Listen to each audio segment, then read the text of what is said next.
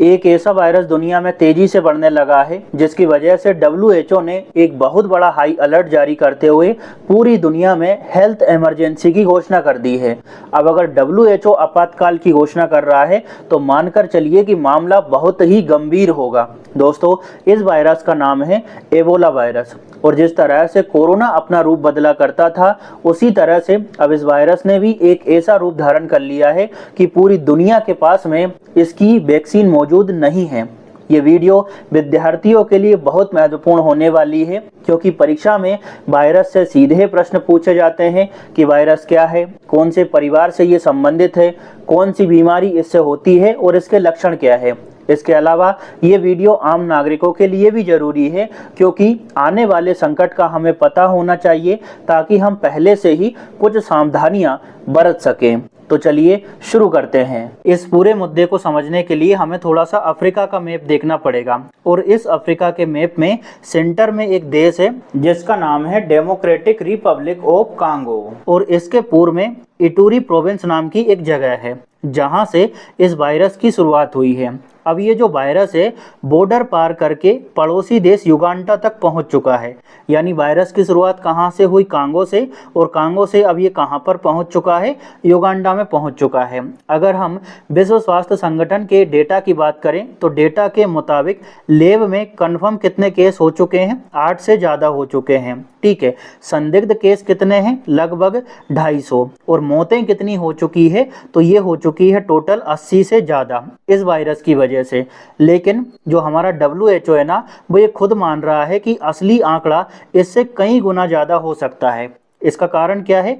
कारण ये है कि अफ्रीका के जो दूर दराज वाले इलाके हैं ना, वहाँ पर टेस्टिंग करना काफ़ी मुश्किल हो रहा है और लोग जो है वो इनसिक्योरिटी के चलते यानी असुरक्षा के चलते अस्पताल नहीं जाते हैं। उन्हें ये डर लगता है कि कहीं उनको पकड़कर बंद ना कर दिया जाए। और गांवों में जो मौतें हो रही है ना दोस्तों, उसका तो कोई भी अभी रिकॉर्ड दर्ज हुआ ही नहीं है। तो कई हफ्तों से ये जो वायरस है ना, वो बिना किसी पहचान के फैला जा रहा है। ऐसा किसने कहा है? WHO ने। अब सबसे बड़ी खतरे की घंटी ये है कि एबोला जो है दोस्तों अब युगांडा की राजधानी कंपाला तक पहुंच चुका है और कंपाला जो है एक बहुत ही घनी आबादी वाला शहरी इलाका है जहां से पूरी दुनिया के लिए इंटरनेशनल फ्लाइट्स कनेक्टेड हैं। अब जरा सोचिए कि अगर कोई संक्रमित व्यक्ति फ्लाइट में बैठ जाता है तो वो कितनी जल्दी दूसरे देशों में इस वायरस को फैला सकता है। अब बात कर लेते हैं दोस्तों कि आखिरकार ये एबोला वायरस है क्या और ये शरीर पर किस तरह असर करता है। तो इसको थोड़ा ध्यान से देखिएगा, परीक्षा की दृष्टि से ये काफ़ी महत्वपूर्ण होने वाला है।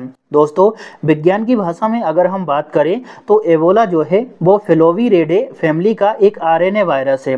इससे होने वाली बीमारी को वायरल हेमोरेजिक फीवर कहा जाता है। दोस्तों, यह एक जूनोटिक डिसीज है। तो ये भी पूछा जा सकता है कि ये जो है वो किस तरह की बीमारी है। तो जूनोटिक डिसीज है, यानी ये जानवरों से इंसानों में आता है। ये वायरस मुख्य रूप से चमगादड़ों में पाया जाता है, वहां से ये बंदरों में आता है और जब कोई इंसान इनके संपर्क में आता है, जंगली जानवरों के संपर्क में आता है, तो उससे क्या होता है? इंसान में ये वायरस फैल जाता है। तो ये आपको समझ आ गया होगा। अब बात करते हैं कि इसका शरीर पर क्या असर पड़ता है। तो ये वायरस सीधे तौर पर हमारे इम्यून सेल्स को डिस्टर्ब करता है, उनको नष्ट कर देता है।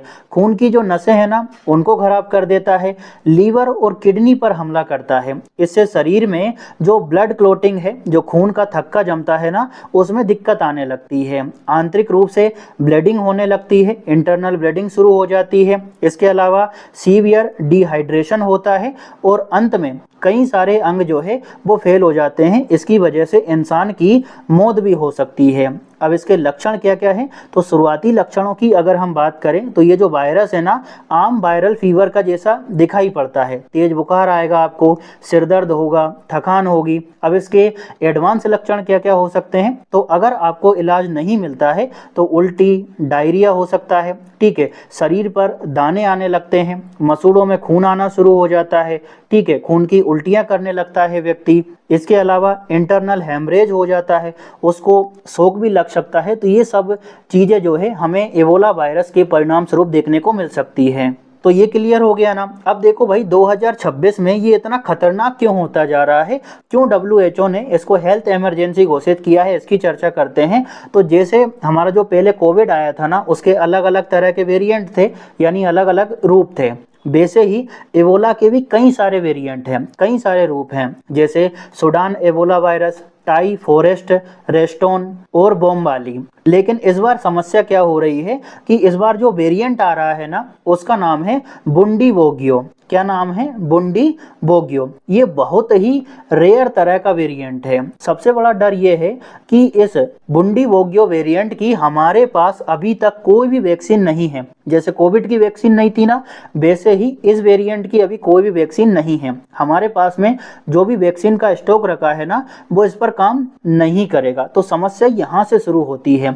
इसके अलावा इसकी जो मृत्यु दर है ना, वो बहुत ज़्यादा हाई है। हर 2 में से 1 इंसान की मौत होना पक्की है, यानी 50% से अधिक लोगों की मौत यहाँ पर होगी ही होगी। अब बात करते हैं कि अफ्रीका का जो हिस्सा है वो इतना कमज़ोर क्यों हो रहा है, अफ्रीका में इसको रोक क्यों नहीं पा रहे हैं। तो पहली बात तो ये है कि यहाँ का जो इलाका है ना, बहुत ही अस्थिर है। ठीक है। इसके अलावा यहाँ पर यानी अफ्रीका में कई सारी इलीगल माइनिंग होती है, कई सारे लेबरों का आना जाना होता है। वहाँ की जो सरकार है, उनका कंट्रोल बहुत ही कमज़ोर है। हेल्थ केयर सिस्टम जो है बहुत अच्छा नहीं है, अच्छे अस्पताल नहीं है, पीपीई किट मौजूद नहीं है, अच्छी लैब भी वहाँ पर नहीं है। तो इस वजह से इसको कंट्रोल नहीं कर पा रहे हैं वहाँ के देश। और इसी वजह से दोस्तों ये जो वायरस है ना, वो बहुत सारे देशों में लगातार फैलता जा रहा है। नहीं तो डब्ल्यूएचओ हर किसी को ही थोड़ी हेल्थ इमरजेंसी घोषित कर देगा। देखो भाई, एबोला वायरस कैसे फैलता है इसको थोड़ा जान लेते हैं, क्योंकि ये जरूरी है और हमारी सुरक्षा के लिए भी जरूरी है। राहत की बात यह है कि ये जो एबोला वायरस है ना, ये कोविड-19 की तरह हवा से नहीं फैलता। तो ये एक अच्छी बात है कि भैया ये हवा से नहीं फैलेगा, बल्कि ये किसी मरीज के खून से, लार से, उल्टी से, या फिर कोई पसीना आ गया उसके अगर हम डायरेक्ट संपर्क में आ गए ना, तो ये हमारे ऊपर भी आ जाएगा। ठीक है, यानी हम भी संक्रमित हो सकते हैं। अब चिंता की बात क्या है कि अफ्रीका में क्या होता है, पारंपरिक रूप से जब अंतिम संस्कार किया जाता है तो जो मृत शरीर होता है, जो डेड बॉडी होती है ना, उसको धोया जाता है। अब धोया जाएगा तो स्वाभाविक सी बात है कि बॉडी को छूना तो पड़ेगा, यानी लाश को हाथ भी लगाना पड़ेगा। ठीक है। तो एबोला से मरने वाला जो व्यक्ति है ना, उसकी बॉडी में ये वायरस मौजूद होगा। अब जैसे ही कोई व्यक्ति उसकी बॉडी को धोगा, यानी उसके शरीर को धोएगा, तो पानी के जरिए ये वायरस दूसरे व्यक्ति में पहुंच जाएगा। इसमें सबसे ज़्यादा खतरा डॉक्टर्स को है, हेल्थ वर्कर्स को है। मरीज के परिवार वाले इससे सबसे ज़्यादा प्रभावित होने वाले हैं। क्यों?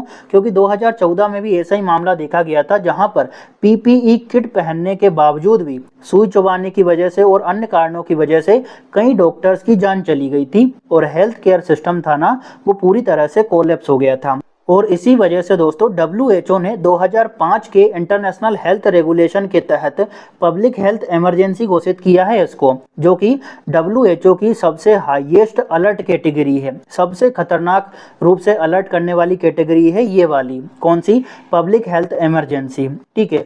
अब देखो यहाँ पर 2 बातें आप थोड़ा सा समझ लो कि इमरजेंसी और महामारी में क्या अंतर होता है। ठीक है। डब्ल्यूएचओ ने क्या किया है, अभी इसको इमरजेंसी घोषित किया है, पेंडेमिक घोषित नहीं किया है। तो दोनों में क्या अंतर होता है इसको समझ लेते हैं। दोस्तों ये अभी जो है पेंडेमिक नहीं बना है, कोविड महामारी की तरह यहाँ पर लॉकडाउन जैसी स्थिति अभी नहीं लग रही है।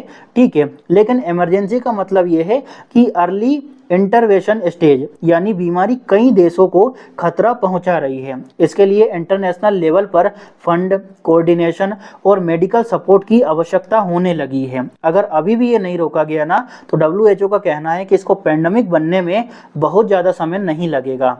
समझ गए ना। अब बात करते हैं कि आखिरकार डब्ल्यूएचओ के एक्स्ट्रा टेंशन के और कौन कौन से कारण हो सकते हैं। तो पहला तो ये है शहरी फैलाव। डब्ल्यूएचओ का ये कहना है कि पहले ये गांव में होता था तो इतना प्रभाव नहीं पड़ा, लेकिन अब जो है ये धीरे धीरे शहरों में आना शुरू हो गया है। दूसरा ये है, ये जहाँ पर फैल रहा है वहाँ मिलिशिया और विद्रोहियों का कब्जा है। ऐसे में डॉक्टर वहाँ पर जाएंगे नहीं। डॉक्टर जाएंगे नहीं तो सीधी सी बात है कि इसका पूरे विश्व में फैलने की संभावनाएं बढ़ती चली जाएगी। इसके अलावा ये जो अपना एबोला वायरस है ना, इसका हाई पॉजिटिविटी रेट है। ठीक है। एक साथ कई मौतें हो रही है और सर्विलांस जो है, जो निगरानी है, वो बहुत ही कमज़ोर है। इस वजह से भी डब्ल्यूएचओ की कई सारी टेंशन अभी बढ़ती जा रही है। और इसी वजह से दोस्तों WHO ने अपनी इमरजेंसी टीमें डिप्लॉय कर दी है, लैब्स मजबूत किए जा रहे हैं और आइसोलेशन सेंटर भी बन रहे हैं। इसके अलावा बॉर्डर की स्क्रीनिंग भी की जा रही है। तो देखो भाई, भारत को अभी चिंता करने की आवश्यकता है या नहीं, इस पर बात कर लेते हैं। तो तुरंत देखा जाए तो भारत को अभी फिलहाल खतरा बहुत कम है, यानी लो टू मॉडरेट है, लेकिन बढ़ता जा रहा है। लॉन्ग टर्म में हमें थोड़ी प्लानिंग तो करनी ही पड़ेगी। इंटरनेशनल ट्रेवल इसका बहुत बड़ा जरिया हो सकता है। मान लीजिए कोई युगांडा से व्यक्ति है, वो युगांडा से जाता है अमेरिका और वहाँ से फिर भारत आ जाता है, तो हमें लगेगा कि अमेरिका से आने वाले व्यक्ति को क्या खतरा हो सकता है भैया, हम तो सोचेंगे ही नहीं। लेकिन ये जो वायरस है उसका प्रवेश तो भारत में हो ही जाएगा, उसको कोई रोक नहीं पाएगा, ठीक है। इसी वजह से सरकार को थोड़ा सा एयरपोर्ट्स पर स्क्रीनिंग करनी होगी, जो निगरानी सिस्टम है उसको तुरंत एक्टिवेट करना होगा। लेकिन अगर सरकार एक्शन नहीं लेती है तो मानकर चलिए कि कोविड जैसी स्थिति उत्पन्न हो सकती है, फिर सारी चीज़ों की और महंगाई बढ़ जाएगी। मोदी आकर कहेंगे कि भाई ट्रे बजाओ, ठीक है, कोविड भाग जाएगा। ऐसी बकवास चलती रहेगी। दोस्तों, आई होप आपको इस वीडियो से जो एबोला इमरजेंसी है वो बहुत ही अच्छे से समझ आ गई होगी। अगर आपको वीडियो अच्छा लगा हो, मैंने जो माइंड मैप डिज़ाइन किया है वो आपको अच्छा लगा हो, तो प्लीज़ बताइएगा ज़रूर, ताकि मैं और सुधार कर सकूं। और इसका जो PDF है आपको टेलीग्राम चैनल पर मिल जाएगा। टेलीग्राम चैनल का नाम है UPSC पॉइंट ऑफिशियल, उसका लिंक मैं आपको डिस्क्रिप्शन में दे दूंगा, तो आप एक बार पूरी चीज़ों को एक नज़र में देख सकते हैं। मिलते हैं अगली वीडियो में। आप सभी का बहुत बहुत धन्यवाद।